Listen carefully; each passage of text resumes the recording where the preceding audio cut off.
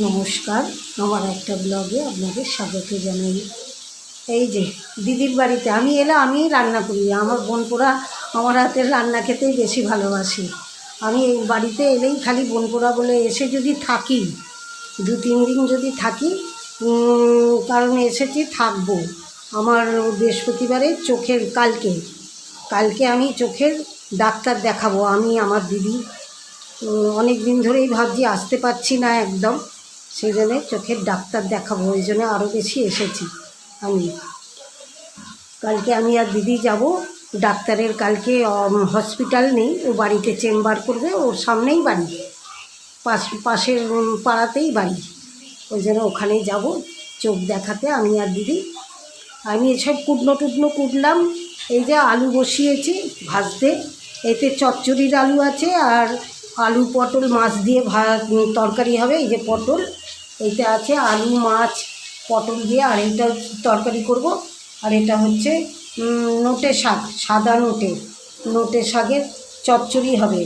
এইখানে আছে বেগুন আছে, এই যে বেগুন, মূলো, এই যে বেগুন, মূলো, কুমড়ো, এই যে বেগুন, মূলো, কুমড়ো,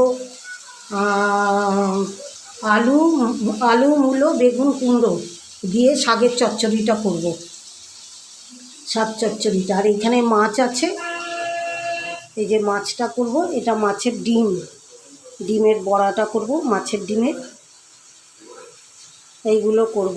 বোনপোড়া আমি বাড়িতে এলেই খালি ছোটো মানে তুমি রান্না করো, মায়ের রান্না তো রোজই খাই, তুমি রান্না করো, না হলে বলবে মাংস করো। আর ভ্যারাইটিস রান্না আমি করতে পারি, নানান ধরনের। সর্বক্ষণ বলবে ছোটো মানি এইটা করো, ছোটো মানি ওইটা করো। ওরা নানান ধরনের রান্না খেতে, ওর মা এত করার টাইম পায় না। কাজের বউ আছে, যদি এসে সব কিছু হাতের কাছে করে দিলেও আমার দিদি সবটা পারে না করতে গুছিয়ে। এত বড় বাড়ির কাজ, 2 ছেলের পেছনে সব কিছু, তারপরে ওকে সবই করতে হয় আমার দিদিকে। কাজের বউ তো 1000টা বাড়িতে কাজ করে, একবার করে আসে, এসে আমার দিদির কাজ করে দিয়ে আবার চলে যায়। বাকি কাজ তো করেই থাকে, আমার দিদিই করে বেশি। এই আলুটা ভাজা হয়ে গেলে চচ্চড়িটা বসিয়ে দেবো এইখানে। আর ওই দিকটাতে বসাবো, ভাত হয়ে গেছে, ওই দিকটাতে বসাবো মাছ ভাজতে বসাবো। দিদিকে বললাম এটাই আছে তো, ছোট টেবিলটা তোর পেছন দিকে, ছোট টেবিলটা। আচ্ছা, ওইটাতে এগ রোলটা করলে ভালো হবে। এই এগ রোল করেছিল, ওইটাতে মাছগুলো ভাজলে আর ডিমের বড়াটা করলে, মাছের ডিমের বড়াটা করলে ভালো হবে। তাহলে ওইটাতেই করে নিচ্ছি। ওই পাশের টেবিলটা আছে, ছোট টেবিলটাতে। হ্যাঁ, এই তো এইটাতে মাছটা বসিয়ে দেবো, একদিকে মাছ আর একদিকে। কি রে, কটা বাজলো? 1টা? তুই তাই একটা কি রে এরই মধ্যে একটা? হ্যাঁ, তুই এবার এসেছিস, কি খাবি?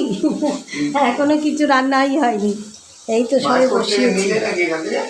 হ্যাঁ, তোকে আমি কি বললাম, ওইটা দেখ না, যদি হয় তাহলে আমাকে এই ছুটে গিয়ে না আর দেখতে হয় না, তাহলে আমি ওইটাকে। কি মাছ তো ছিল? হ্যাঁ, তুই তো গেলি না কালকে, মাংস নিয়ে এলি, মাছটা তো আনলি না। এই কি করবি তুই তো মিনিটে খালি ওর খাবার চাই, এইটা দাও ওইটা দাও। বাড়িতে থাকলে আর দেখতে হবে না ওকে। এই ওলটাবি না, আর একটুখানি বাকি আছে। আলোটা জ্বালা না।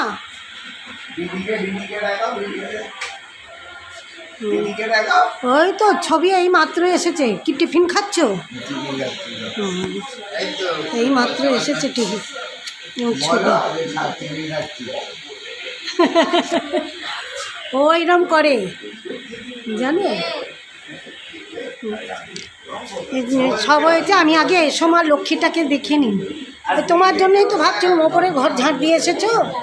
আচ্ছা, ভালো করে ঝাঁট দেবে। কালকে ভালোই হয়েছিল ঝাঁট দেওয়া, ভালো করে সুন্দর করে ঝাঁট দেবে। এই যে বাজারে গিয়েছিলাম, এই যে গোপালের জামা আনলাম, সব দিদির গোপালের জামা ছিল না, এই যে একটা, এই একটা, দুটো, আর এই একটা, তিনটে গোপালের জামা নিয়ে এলাম। এইটার মাপে আনলাম, নিয়ে গেলাম মাপে। একটা, এটা একটা, দুটো লাল আর এই একটা হলদে, তিনটে জামা নিয়ে এলাম গোপালের।